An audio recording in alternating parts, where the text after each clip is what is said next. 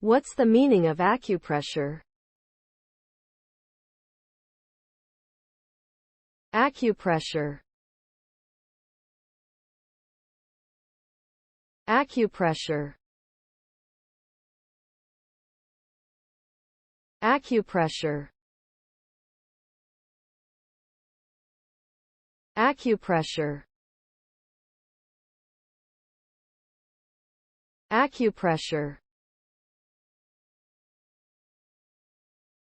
Acupressure is a form of traditional Chinese medicine that involves applying pressure to specific points on the body with the aim of promoting healing and relieving pain. The pressure is usually applied using the fingers, but can also involve the use of other tools such as needles or stones. The practice is based on the belief that the body contains meridians or energy pathways that can be stimulated through pressure, leading to a release of tension and an increase in circulation. The results can vary depending on the individual and the condition being treated, but may include reduced stress and anxiety, improved digestion, and relief from pain and tension in the body.